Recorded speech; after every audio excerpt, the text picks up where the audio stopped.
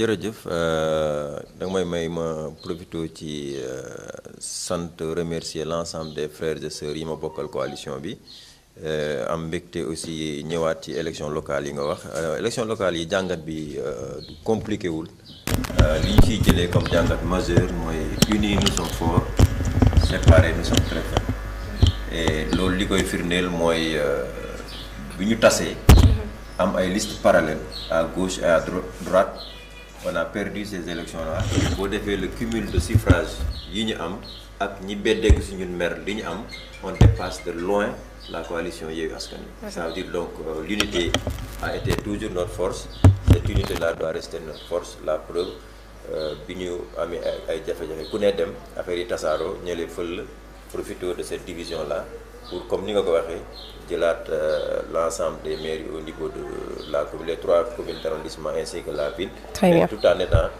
politiquement minoritaire au niveau de Thiès. Très bien. jàngat bi jarul guddal. Très bien jàngat bi ni nga ko waxee séparé vous êtes faible unis vous êtes plus fort tey séparation boobu bu ñu ko doon jàngat un peu Assane lan moo ko indi est-ce que nekkul frustration yi de part et d'autre ci yenn yi nga xamante ne moom mooy leader yi par rapport ak li nga xamante ne moom mooy investiture yi ak yeneen sax yoo xamante ni auparavant la avant investiture yi frustration yooyu de part et d'autre est-ce que du moom mooy indi ku ci nekk bëgg a demal sa yoon ñu gis li nga xamante ne moom mooy liste parallèle yi à gauche et à droite est-ce que nekkul un peu loolu mooy la raison. waaw frustration yi amoon na ci mais il faut ñu jéem a xool investiture yi naka la waroon demee. ak lan moo indi yooyu frustration à la base mooy les causes profondes de cette séparation. oui boo xoolee dañu tàmmoon parti yu bëri demal seen bopp élection def seen liste proportionnelle def seen liste majoritaire alors ci élection yi nag la coalition Benno Bokk Yaakaar est une très grande coalition. oui ce qui fait que les responsables politiques de chaque parti doivent se retrouver pour que ñu mën a xool naka lañ leen di investir. alors puisque dañu bëri nag ça veut dire que il faut que ñu choisir les responsables dans les zones fi nga xamante ni kenn ku ne boo amoon sa liste nga investir nu mu la neexee léegi da ngay investir waa Rewmi war a investir waa APR war a investir waa URD war a investir le parti de Modou Diagne Fada war a investir le mouvement de Abdou Fall. justement est-ce que nekkul ku nekk da ngaa bëggoon a ràcc jëmale sa kanam yaa ngi wax Rewmi wax APR ku ci nekk say leader nga bëgg a investir. question leader. même il y a des gens qui ne sont même pas leaders les gens certains responsables sont effacés au profit de leurs responsables à la base. mais comme je dis lu duuf li ci nag bi yëpp xajul si cin li mënoo jël l'ensemble des partis alliés nga boo xoolee parti bu nekk ay ñaar ñeent lay am. ci foo xamante ni peut-être élection yu passé yëpp doon na am 15 doon na am 20. Ah ouais. donc ça devient quand même compliqué et certains responsables par rapport à leur poids politique ils ont pensé que bu ñu demoon ak seen i naataango dinañ am mieux. mais li ñu siy jàngat rek mooy on l'a vécu. Les gens n'ont pas pu se retrouver malgré les différentes négociations. oui Le résultat s'est avéré sur le terrain parce que indi na défaite loolu moo war a tax jàngat bi ci war la ñu war a poser pour que loolu bañ ñu dalaat parce que ñu ngi jublu si yeneen élection. très bien ñu ngi jublu si yeneen élection sama laaj foofu lay jublu page boobu di élection locale yi tourné nañ ko tey jii leçon yi ñu ci war a tiré yaakaar naa ni ñi nga xamante ne ñoom ñooy responsable yi tiré nañ ko ci gis nañ après loolu le président de la République a envoyé ay émissaires am fii à Thiès notamment maître Malick Sall ñu ñëw daal di dajale ko ñi nga xamante ne ñoom ñooy responsable yi ñu ngi jëm ci ay échéances ni nga ko waxee ci élection législative yi ñu dëgmal 31 juillet coow li bëri na trop waaye politiquement et yéen au niveau de Thiès naka ngeen di waajalee li nga xamante ne moom mooy élection législative yooyu. waaw jërëjëf effectivement enseignement yi nga xamante ni waroon nañ ko def tiré nañ ko je pense tu l'as bien rappelé il y avait eu les émissaires au niveau de chaque département mais en dehors des émissaires également ci biir Thiès il y a eu un autre travail qui est en train d'être fait par la coalition Benno Bokk Yaakaar sous l'égide de notre frère Idrissa Seck ak également le ministre Augustin Tine ñu ngi dajale toutes les parties pour discuter pour éviter loolu amoon bañ a répété wu pour que tout le monde se retrouve au sein de la coalition et que boo xoolee sax investiture yi bii ba dégguloo yëngu-yëngu dégguloo fenn yëngu-yëngu dafa mel ni kon ça veut dire qu'on retrouve l'unité et que nit ñëpp d'accord nañu ci investiture yi ni mu demee di ci profiter également féliciter notre petit frère Cheikh Gaye nga xamante ni il est investi sur la liste départementale de Thiès profiter aussi lancer même un appel à tous les jeunes comme moom pour wax à l'image de ce jeune là nañu garder le calme dans ce contexte plus ou moins de surchauffe ñu garder le calme et la sérénité. Maintenant nous on est en train de nous organiser dañu nekk ci période instant bi préélectorale. am na yoo xamante ni doo ci mën dugg doo ci mën xuus parce que nous sommes des républicains et nous voulons rester des républicains en tant que rénovateurs. mënuñu ci xuus mais li nga xamante ni war nañ ko def te yoon may ñu ko ci période préélectorale bi. ñu ngi tënku ci loolu ñu ngi liggéey ci loolu di dem ci kanam maanaam bu ñu génnee ci période électorale bi nit ñi presse bi ak l'ensemble des électeurs des militants ak yooyu yëpp dinañ mën a gis ni ñii am na lu ñu doon def ci loo xamante ni mënuñu ko woon fësal ndax période préélectorale bi. très bien day xaw a ndiru sax propagande ci suñu média. bu ñu jógee ci loolu actualité nationale ñu wax ci ba tey élection législative yooyu ni ma ko waxee coow li bëri na trop jamono ji Sénégal ci li nga xamante ne moom mooy yooyu la élection bi ci njëkk a commencé Benno Bokk Yaakaar ci parrainage yi ñu wax ni nombre de parrain mi dafa ëppale benn ñu jóge ci loolu ñu wax liste ki nga xamante ne moom mooy coalition Yewwi Askan Wi dafa am problème mu parité ba ñu daal di rek invalider li nga xamante ne moom mooy liste titulaire nationale bi loolu moo waral jamono ji li nga xamante ne moom mooy manifestation bu ñu nemmeeku woon mercredi passé ak bi am niki démb coow li ku ci nekk di wax ni yoon wala constitution bi deful li nga xamante ne moom la waroon a def des deux camps ñii di la loi li mu teg noonu la coalition Yewwi Askan Wi ni dañoo salfaañee li nga xamante ne moom moo di yoon yow mi Assane Sow nekk responsable ci mouvance présidentielle lan mooy sa lecture ci actuellement champ politique bi ni mu jaxasoowee Sénégal actuellement. waaw champ politique bi sama propre lecture par rapport ak liste yi nga wax xam nga processus électoral dafa am ay phase dafa am ay étape tollu woon nañ ci étape investiture tollu woon nañ ci après ci étape dépose ay liste tollu woon nañ ci période arbitrage je pense que le juge électoral ñi ko waroon saisir nañ ko bañ ko saisir également il a fait librement son arbitre jox ñi raison ci lii jox ñi raison ci lële maintenant on est à démocratie bu loolu passé nit ñi ils sont libres de faire leurs commentaires mais pour man le droit a été dit l'arbitre a tranché li des mooy nañu continuer liggéey bi conformément aux lois et règles en vigueur dans ce pays pour man li gën a am solo mooy nañu appliquer la loi sous toute sa rigueur nañu respecter les institutions bu ñu paree maintenant ci processus bi sénégalais yi toogaat les responsables politiques toogaat la société civile toogaat bala ñuy egg élection présidentielle ñu xool jafe-jafe yi nga xamante ni yépp recensé nañ ko ci code électoral bi mu jaral leen nag ñu def sacrifice ultime toog xool problème yooyu ñu souligner naka la ñu war a mën a def ba problème yooyu bañ a reproduire en 2024 mais instant bii nii je donne toujours l'exemple d'un véhicule booy dawal oto pare-brise bi c'est tellement large mais rétroviseur bi nekk ci biir bu ngay gisee sa ginnaaw c'est tout petit ça veut dire que li nekk suñu kanam dafa bari par rapport ak li nekk suñu ginnaaw on n'a pas besoin de nous concentrer sur ce qui est déjà passé jiboka fa jiboka naka yàlla yërëm dama doon wax que ni la meilleure façon d'être sûr que vous allez faire un accident c'est de conduire votre véhicule en ayant les yeux rivés sur votre rétroviseur parce que vous avez un pare-brise énorme pour regarder l'avenir est grand, l'avenir est ouvert loolu moo tax bu ñu taal réew mi justement vous parlez d'accident doguma la vous parlez d'accident le problème en est que accident boobee tey dañ cee nar a yóbbaale askanu Sénégal yëpp parce que c'est tout le Sénégal qui est concerné et je parle aussi bien des deux coalitions Yewwi Askan Wi comme Benno Bokk Yaakaar ce jeu bi ñu nekkee jàppal fii bàyyil fii tey ni nga ko waxee bu ñu taal réew mi bu fekkee ñaanuñu ko yàlla bu ñu yeggee ci hostilité yooyu Sénégal yëpp ñoom la ciy laal donc est-ce qu'il n'urge pas ñoom ñaar ñu daal di toog xoolaat bu baax a baax li nga xamante ni moom la ñuy def noonu la ñuy doxalee. waaw ça peut être facile à dire comme ça comme idée mais bala may dugg foofu da nga may encore une fois ma féliciter le peuple sénégalais ma remercier la jeunesse sénégalaise. Pourquoi? Parce que démb ce qu'on a vu démb dans les manifestations à Dakar la jeunesse n'a pas accepté le peuple sénégalais n'a pas accepté de venir def li nga xamante ni moom la ñenn ñi doon xaar ci moom boobu ko ils ont montré une maturité extraordinaire mooy li may wax toujours les jeunes d'aujourd'hui ak les jeunes d'il y a 10 ans 15 ans bokkatul jeunes yi da ngay gis xale bu ndaw di dox il a une licence wala il a une maîtrise wala un DEA wala sax un doctorat fekk mi ngi nii di dox tu penses que xale bu ndaw la mais fekk fa muy xalaat fa muy raisonner yow mi yaakaar ni sax mën nga ko manipuler eggoo fa. mais jeunes yi génn nañ de force de défense et de sécurité yi ñoo leen ko may. non dama leen nekk d'abord di féliciter d'abord cette jeunesse pour l'acte responsable bi ñu posé et que cette jeunesse là a encore dit aux hommes politiques que ce qui s'était passé en mars ñun du politique bi moo ñu yëkkati woon en fait on avait nos propres problèmes.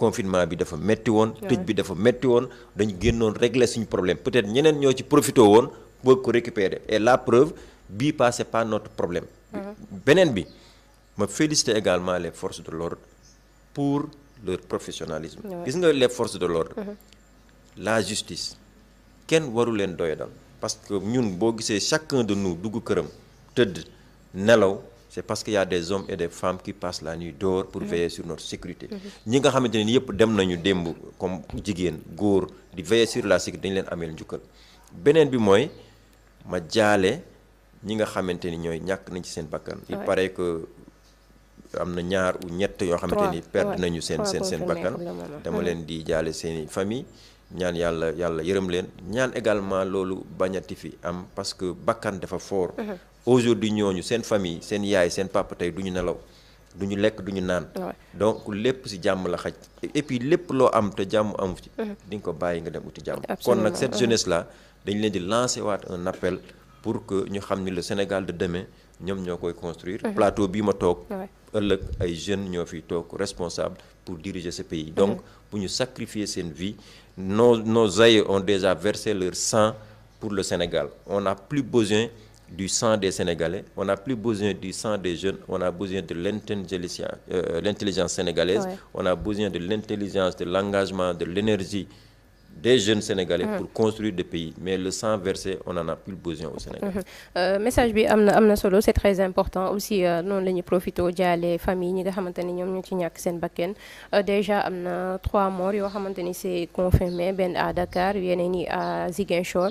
ñu leen di jaal bu baax a baax seen ay njaboot di leen masawu itam di wax ni rek c'est déplorable en tout cas mais Assane tey jii est-ce que droit manifestation war na mën a nekk entrave ci démocratie sénégalaise gis nañ démb manifestation bi ni mu demee ni nga ko waxee am na ay leaders yu bëree bëri yoo xamante ni teg nañ leen loxo Ahmed Aïdara Déthié Fall ñeneen ak ñeneen est-ce que tey jii ça n'aurait pas été plus facile ñu autoriser manifestation bi comme c'est un droit ñu génn dox li ñuy dox bu ñu paree ku nekk ñibbi sa kër comme ça yàq du ci am te moor yi nga xamante ni ñu ngi ko ci déplorer mu bañ ci am.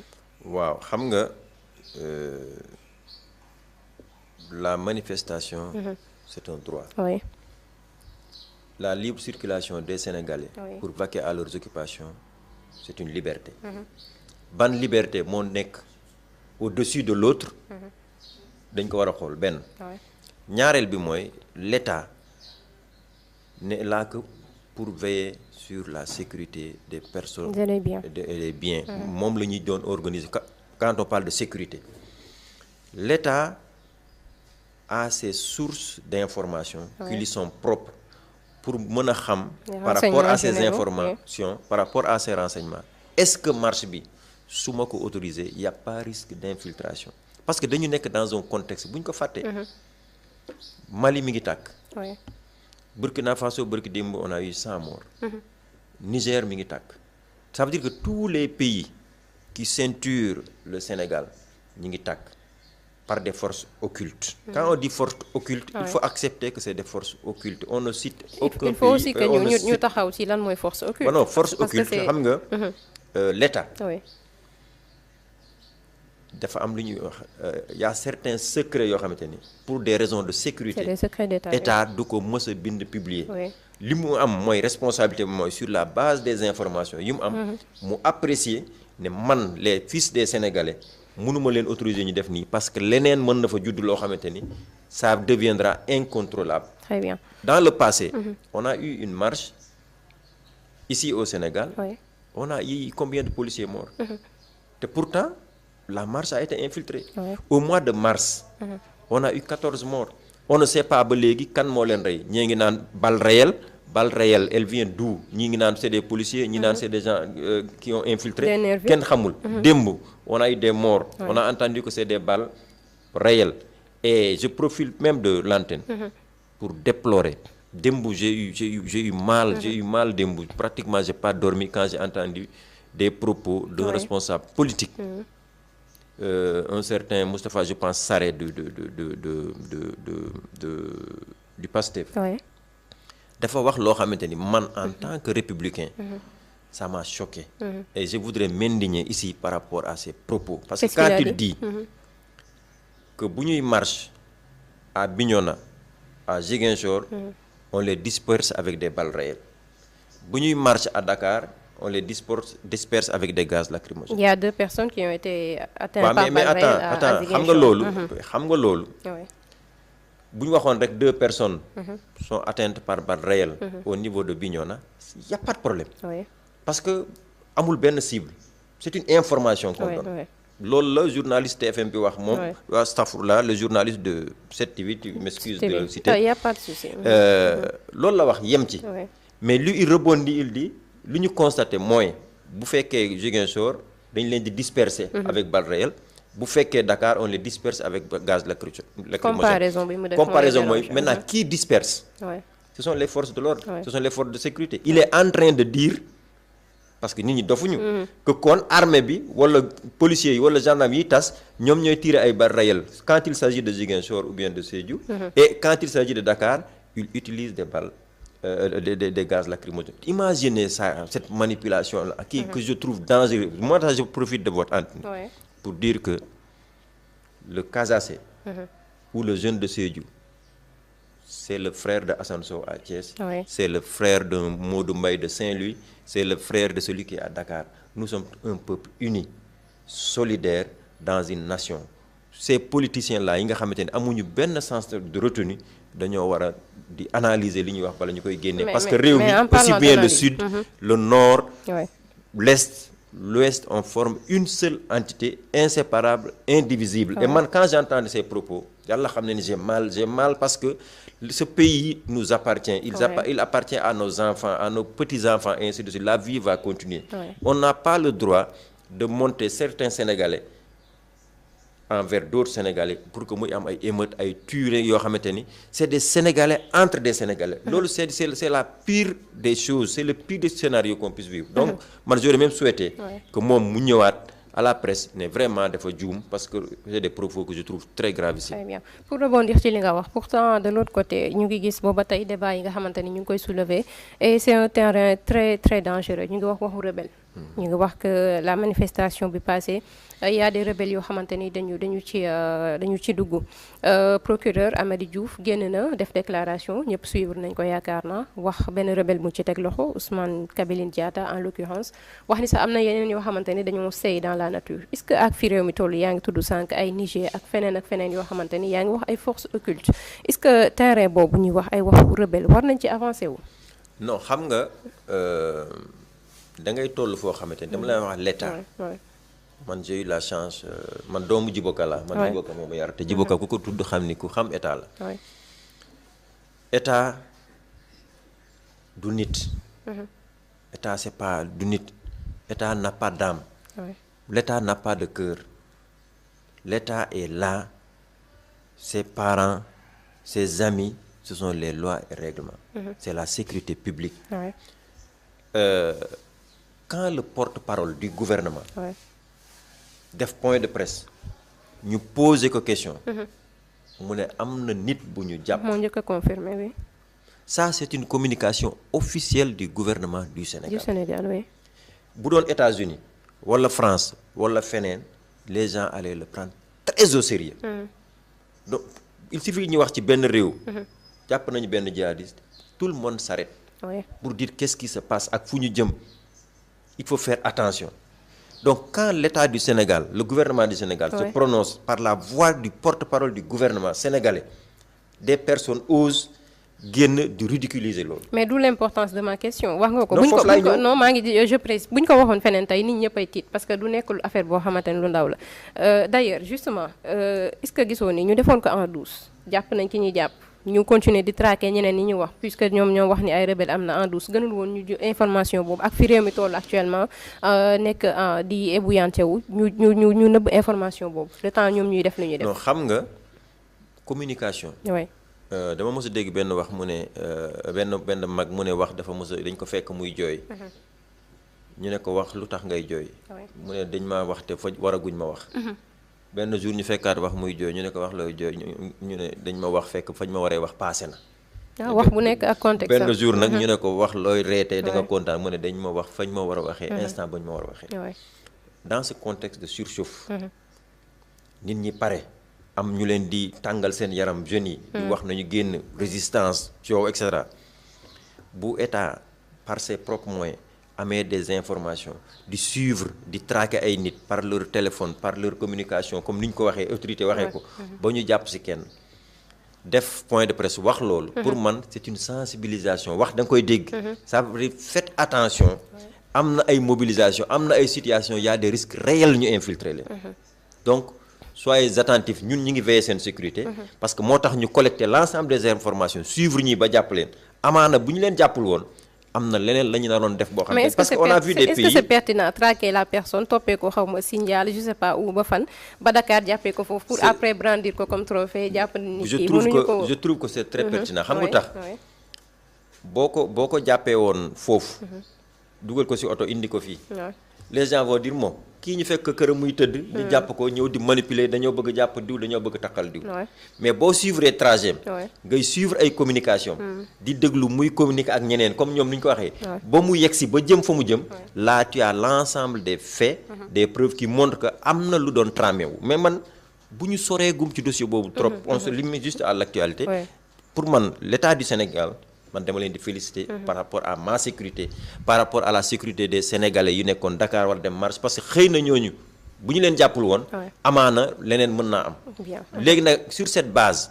bu état bi apprécier ne manifestation bii wóorul mën na am infiltration mu ne kon du ma ko mën autoriser pour gën a mën sécuriser Sénégalais je pense que c'est la meilleure option. ça c'est un fait manifestation bi mën naa ko bañ a autoriser pour sécuriser nit ñi sécuriser les personnes et les biens comme on dit Ousmane Sonko nekk njiital coalition Yewwi Askan Wi wala kenn ci ñi ko jiite moom mi nga xamante ne waroon na teewe boobu les manifestations génn ñu barricade këram ak sécurité boo xamante ni bu extraordinaire comme ni ñu koy waxee benn sécurité bu ñu déployer bu extraordinaire mu génn këram ñu ni ko doo dem ci manifestation bi ça c'est une chose mu génn solu ji ni dafay dem julli ci juma ñu ni ko doo dem juma loolu naka lañ ko mën a interpréter. waaw ni ñu ko mën a interpréter mooy l'État a ses moyens de suivre les organisateurs des manifestations. pour xool ñoom ban stratégie la ñuy développer. pour dem retrouver au niveau du point bi ñu soxla. buñ état bi analyser ba xam ni ñii stratégie bii la ñu jël stratégie bii la ñu dem te fas yéene wu ñu dem dugg ci ay jumaa di dàqante ak ñoom. wala di dugg ci ay biir ay nit ñuy julli di dàqante wala diggi parce que dugg nañ fa. y a déjà foule. bëgg fa jaaree génn fa dem affaire bi gën a dégénérer alors l'objectif atteint état dafa am l'état wax naa la. état day intervenir ci culte nit ñi. non du intervenir culte. l'état fait respecter la loi. xam nga état. wax naa la sànq état du nit l'état n'a pas d'âme. l'état est sans état d'âme.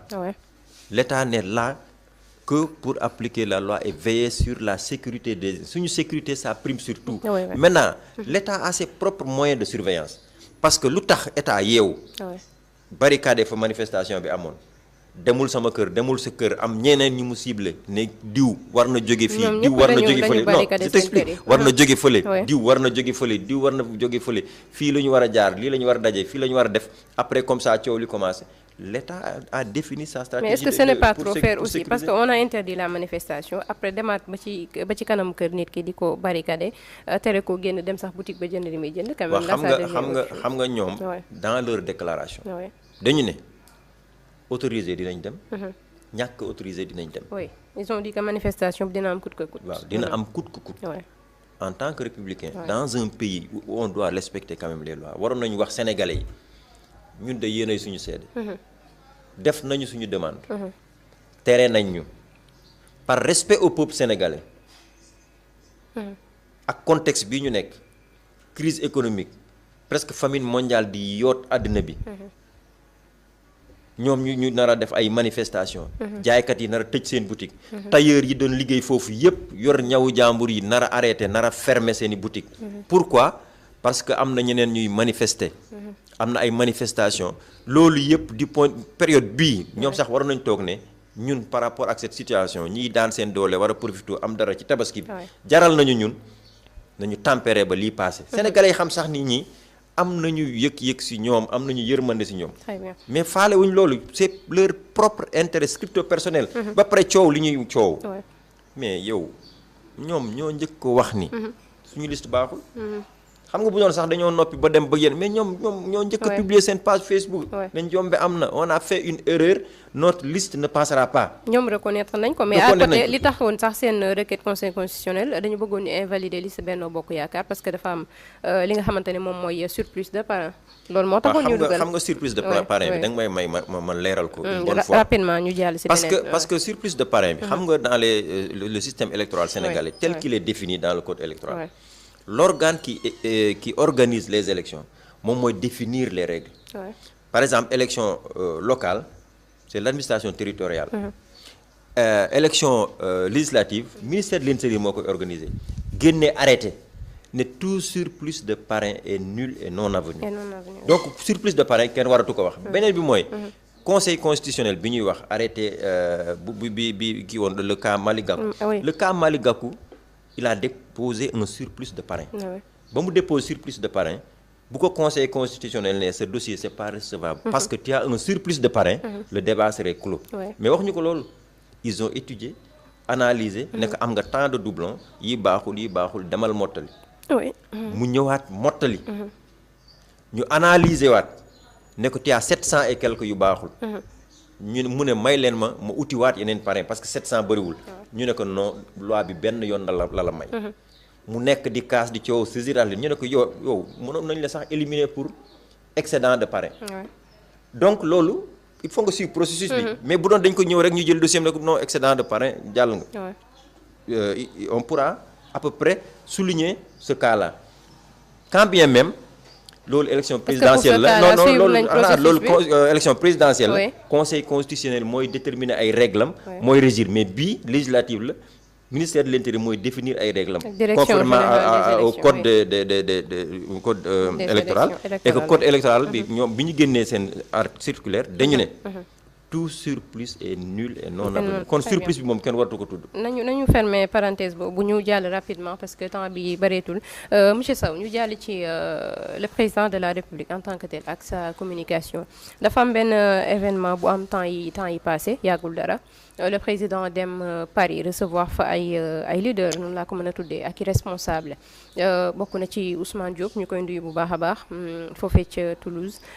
ñu koy nuyu bu baax a baax monsieur Diop le président ñu gis ko mu recevoir ku ñuy wax Kaliphone un certain activiste xaw ma insulteur quelque chose comme ça voilà saagakat malgré li nga xamante ni mooy live am yu mu mës a def yëpp di insulter le président et sa famille le président de la République daal di recevoir cette personne-là nit ñi ku ci nekk yaa ngi posé wu question c'est quelle forme de communication en fait su fekkente ne dañu dem ba insulteur koo xamante ne waruñu woon a jël ci moom exemple ak référence moom mooy dem ba accès ci président tey jeunes yi il se demande est-ce que nekkul kon c'est pas la voie à suivre il faut est-ce que nekkul da ngay taal sa téléphone di nekk insulteur pour président mën a recevoir finalement. waaw balaa boobu nga may ma félicité waat le président du Sénégal. parce que gis naa évolution bi am au niveau de l'Ukraine et de Russie parce que moom moo fa dem waxtaan ak Poutine. ba Poutine d'accord ni dina libérer les stocks de blé gis naa aussi le président américain dem na gis le président ukrainien ba d'accord nañu tey je pense que il y a une vingtaine de millions de tonnes bu ñu war a libérer pour mu génn là quand même en tant que Sénégalais je suis fier de mon président du président de l'unité africaine qui vient de débloquer ou de participer en tout cas au déblocage de cette crise alimentaire bi naroon am maintenant pour le cas de Kaliphone man dem ci am ñaar ba ñetti avis benn bi doolu du loo xamante ni daf ma neex ça m'a un peu fait mal yeneen ñaar yi yu may rafetlu la li may rafetlu mooy président dañ ko caricaturer wane ko comme benn nit buy ñàngal ku soxor ku bon ku du baale lu mu matt mu dagg ainsi de suite mu am kenn koo xamante ni ci saaga la dëkkee di wax yu ñaaw ba yàlla def mu rendre compte que ni la personne bi muy saaga ak ni ñu ko doon waxee ak ni ñu ko doon wanee c'était pas la bonne image il s'est trompé mu dem jéggalu président aussi jéggal ko loolu man en tant que d'abord musulman parce que je suis sénégalais musulman et je l'assume dama koy rafetlu parce que image boobu est-ce que président parce que y a Macky Sall et y a le président de la République du Sénégal non dama lay wax man je parle du président de la République oui. Donc le fait que, parce que le président de la République est le président de tous les Sénégalais. Absolument. Ceux qui sont dans les prisons, ceux qui sont des criminels, monde, ceux qui sont dans les bureaux, c'est le président de tous les Sénégalais. Comme ni mu mën a baalee un politicien bu ñu tëj prison mu defar ko amnistie wala mu defar ko grâce mën na def noonu baal koo xamante ni jéggalu na ko nekk président maa la doon saaga damaa juum. Naturellement. Donc là j'ai dit loolu dama koy rafetlu. beneen bi quand j'ai entendu Kaliphone mu ne li ko desee ci àddinam dootul saaga kenn saaga moom jeex na ci moom il ne le répétera plus jamais ma ni kon alhamdulilah là aussi c'est quelque chose de bon parce que jeunes yi mën nañ xam ni kii mi ngi rëccu donc saaga bi mu doon def tey bu ko mënoon effacer ba kenn dootu ko gisaat peut-être dina dem effacer ko mais malheureusement mënu ko maintenant li nga xamante ni moom laa wax ni man neexuma ci démarche bi j'ai vu quand même que président joxe na fa benn information de taille nee na mbirum boroom ñaari tur yi ci live bi mu doon def ak Kaliphone du ko mës a nangu mais dafa ni même samay ambassadeur ku ci dof-doflu il a bien utilisé les termes ku ci dof-doflu ba signé ko man du ma la ko baal di nga ma tooñ te di nga doon askanu Sénégal loolu pour man am na importance boo xamante ni waroon na ko wax avec la presse sénégalaise parce que c'est un problème sénégalais c'est un problème boo xamante ni presse bi yëpp ci wax ay imam xutba ci di loolu bokk na sax d'ailleurs ce qui a fait perdre aux élections donc mënoon na ko wax non mais mënoon na ko wax ak la presse sénégalaise man loolu mooy sama choix mooy sama préférence maintenant nag je ne gère pas le protocole du président je suis très loin de la sphère présidentielle je ne sais pas comment sa communication est gérée ça peut être une stratégie définie dont je ne maîtrise pas les tenants et les aboutissants moo tax du ma ci moo tax sama lecture personnelle mooy ñaar yi ma la wax que ni vraiment lu rafet la président ndekete en dehors de li ñuy wax ku mën jéggal la ku rafet xol la macha allah jéggal na ko wane na ni jéggal na ko comme ni mu jéggalee yeneen politiciens yu nekkoon prison mu gracier leen. pour rebondir ci li ma doon wax terminé y a président de la République du Sénégal et y a Macky Sall comme jullit ni nga ko waxee ku neexee mu jéggal ku ko neex ku ko tooñ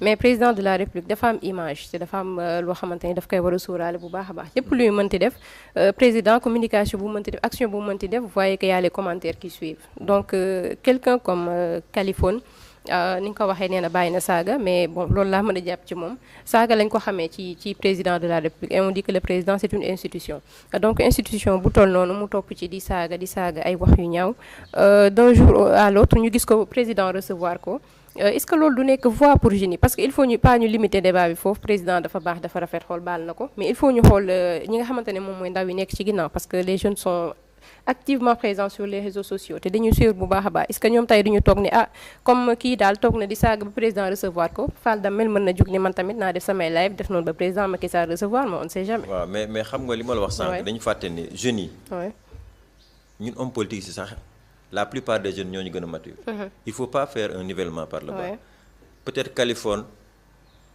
on a peut-être 3 à 4 5 insulteurs yu ñu xam non sur les 17 millions de Sénégalais kon Fall bokkul ci ñooñu donc les jeunes Sénégalais dañu am niveau de conscience et que pour man lii dinañ ci jàngat parce que wax say wax yu bon nga dem ba am mënatoo nelaw parce que xam nga ni man dama doon tooñ j'ai été utilisé les informations yi ma doon jox baaxul te man meroon naa parce que Kaliphone était un ancien de l'APR lañ ma wax am na lu xew seen diggante mu dem bokk ci groupe insulteurs yi nekk fa ba am la loo xamante ni xew na fa seen biir je cherche pas à comprendre mais man ce que je note mooy dem na jéggal nañ ko et puis jeunes sénégalais yi dañuy tirer leçon ci loolu xam ni parce que amul lu gën a bon nekk ci lu bon bay am ay regret dem di jégalu loolu crise de conscience la. mais ñàkk egg niveau boobu moo gën. et je pense que la jeunesse sénégalaise bi ma gis elle est suffisamment responsable pour ne pas le faire parce que insulteurs yi ngay gis yëpp. y a que un seul jeune. wala deux. alors que les jeunes c'est presque 70% de la population sénégalaise. ñiy saaga ñeneen ñi ils ont plus de 50 ans. donc le problème c'est pas les jeunes. li da nga war a inverser cette question bi da nga ne nga war a wax ni kay est-ce que paa yi du ñu dem rejoindre yeneen ñetti ñële di saaga mais ne dis pas aux jeunes.